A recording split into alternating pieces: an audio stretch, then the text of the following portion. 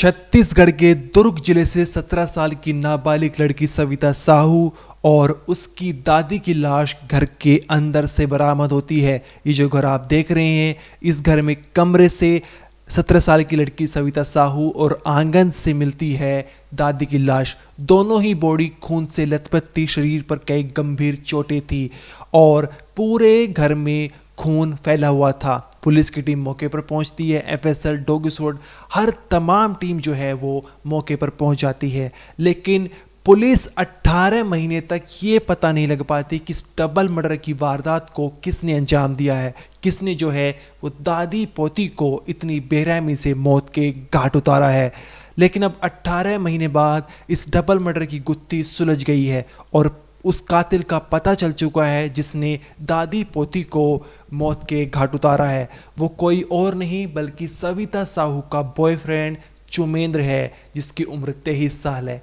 अब पुलिस हिरासत में आप चुमेंद्र को देख रहे होंगे, वाइट टी शर्ट उसने पहन रखी है और साथ में उसका साथी आरोपी या फिर उसका दोस्त पंकज खड़ा है। इन दोनों ने एक अन्य साथी के साथ मिलकर जो अभी फरार चल रहा है वो 6 मार्च 2024 को सविता साहू और उसकी दादी को मौत के घाट उतारा है। लेकिन सवाल ये उठता है कि आखिर चुमेंद्र ने अपनी गर्लफ्रेंड और गर्लफ्रेंड की दादी को इतनी बुरी तरह मारकर उनकी हत्या क्यों कर दी, आखिर इसके पीछे की क्या वजह है, तो इस वीडियो में आपको जानने को मिलेगी। साथ ही पुलिस 18 महीने तक क्यों पता नहीं लग पाई, क्यों इस केस को सॉल्व नहीं कर पाई। अब 18 महीने बाद क्या उनके हाथ में सबूत लगा जिससे पूरा केस है वो सॉल्व हो गया, तो इसके पीछे की पूरी कहानी इस वीडियो में आपको जानने को मिलेगी। नमस्कार, मेरा नाम अनिरुद्ध पंवार, आप देख रहे हैं क्राइम तक।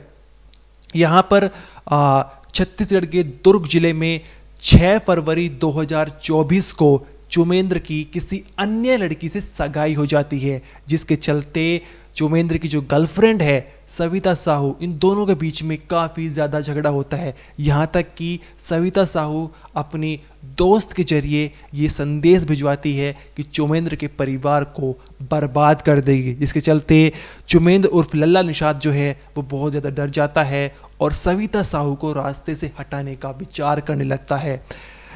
6 मार्च 2024 को चुमेंद्र अपनी स्कॉर्पियो कार से अपने पंकज दोस्त और एक अन्य साथी के साथ कहीं बाहर पार्टी करने गए थे, लेकिन रात 1:30 बजे वे सविता साहू के घर पहुंचते हैं और साथ ही हम आपको बता दें ये दोनों एक ही गांव के रहने वाले हैं। इसके बाद जब 6 मार्च 2024 को चुमेंद्र सविता साहू के घर पहुंचता है तो दरवाज़ा खटखटाता है। सविता दरवाज़ा खोलती है, लेकिन वो भौचक कर रह जाती कि आके 1:30 बजे उसका बॉयफ्रेंड, जिसकी अब दूसरी सगाई हो चुकी है, वो क्या करने आया है।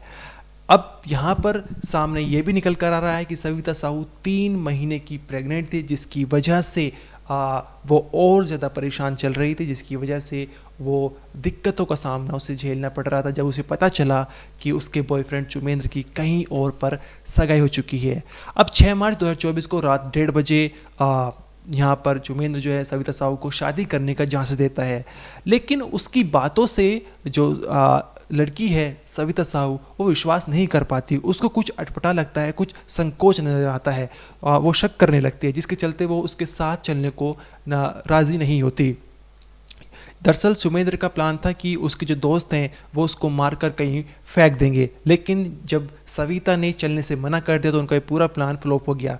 इसके बाद घर में ही लड़की के घर में जो कुल्हाड़ी रखी थी उस कुल्हाड़ी को चुमेंद्र उठाता है और लड़की पर दमादम वार कर देता है। उसके चेहरे, शरीर के अलग अलग हिस्सों पर वार करता है, जिसके चलते लड़की चीखने लगती है और चीखने से जो है बाहर सो रही दादी भी जो है वो उठ जाती है। उसके बाद दादी पर चाकू से वार किया जाता है और उनको भी मौत के घाट उतार दिया जाता है। यानी चंद मिनटों के अंदर ही चुमेंद्र और उसके 2 साथी गर्लफ्रेंड सविता साहू और उसकी दादी को मौत के घाट उतार देते हैं। अब यहाँ से चाकू को तालाब में धोकर फेंक देते हैं, सारे सबूत जो है वो नष्ट कर देते हैं। अब अगले दिन जब पुलिस को पता चलता है, पुलिस मौके पर पहुंचती है, डॉग स्क्वाड की टीम, एफएसएल, तमाम टीमें पहुंचती है, लेकिन ये पता नहीं लगा पाती 18 महीने तक कि आखिर इस वारदात को किसने अंजाम दिया। अब यहाँ पर पुलिस की लापरवाही पर सवाल उठ रहे हैं। इस बीच मई 2025 में एसपी भी चेंज हो गए थे और दूसरे एसपी जब आए थे उनके नेतृत्व में टीमें बनाई गई और जब ये केस वो है उसका पर्दाफाश हुआ। अब यहाँ पर जो पुराने एसपी थे, क्या वो किसी दबाव के चलते इस केस को दबा रहे थे, इस केस को सॉल्व नहीं कर पा रहे थे? क्योंकि चुमेंद्र जो है वो डरा हुआ था कि उसकी शादी न टूट जाए, और उसकी शादी लड़की के मर्डर, उसकी दादी के मर्डर के बाद शादी हो भी चुकी थी। अब पुलिस को संदेह बहुत समय से था, लगभग 62 लोगों पर पुलिस ने जो है संदेह था, और उनका brain mapping, polygraph, narco test पहले छत्तीसगढ़ की राजधानी रायपुर में और फिर अहमदाबाद में कराया था, जिसके चलते पुलिस को चुमेंद्र और उसके साथी पर संदेह होता है, क्योंकि नार्को टेस्ट में कुछ ऐसा वो बयान देता है जो उसने पहले बयान दिया था उससे अलग बयान था, क्योंकि नार्को टेस्ट में वो सच बोल देता है कि उसने ही लड़की का मर्डर किया, उसकी दादी का मर्डर किया। साथ ही पुलिस को लोकेशन जो है वो चुमेंद्र की वहाँ पर मिलती है 6 मार्च 2024 को लड़की के घर के पास। अब यहाँ पर सवाल पुलिस की जांच पड़ताल पर खड़ा होता है कि क्या आखिर ये जो लोकेशन वाला मामला सामने आ रहा है कि लड़के की लोकेशन 6 मार्च 2024 को लड़के के घर पर मिली, क्या ये पहले नहीं मिली थी? यहाँ पर ये सवाल खड़ा होता है कि पुलिस ने सही से जांच नहीं करी थी। इसका सीधा सीधा सा ये यहाँ से ये पता चलता है।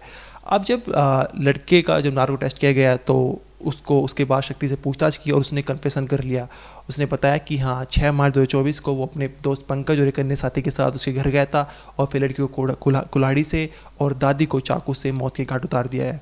इस पूरे मामले में पुलिस का क्या कहना है, एक बार आप वो सुनिए। साथ ही ये हमारे रिपोर्टर रघुनंदन जी ने भेजा है दुर्ग जिले से, रघुनंदन पांडा जी ने, और उनकी रिपोर्ट थी और आईजी ने पूरी जानकारी दी है, डिटेल में समझाया है इस पूरे मामले को, कैसे उन्होंने इस केस का पर्दाफाश किया। जिला दुर्ग के थाना पुलगांव के अपराध क्रमांक 153/2024 धारा 302 के अंतर्गत दिनांक 6 मार्च 2024 को एक ग्राम गनियारी में 2 लोगों की मृत्यु हुई थी, जिसमें एक मृतक वृद्ध महिला थी और एक उसकी पोती थी। दोनों की लाश उनके घर में पाई गई थी, तो उसकी विवेचना की जा रही थी लगातार, और आज उसका हम खुलासा किए हैं, जिसमें कि एक उसी गांव का एक आरोपी है जिसको गिरफ्तार किया गया और एक उसका साथी है। एक अभी आरोपी गिरफ्तार नहीं हुआ है, उसकी गिरफ्तारी का प्रयास जारी है।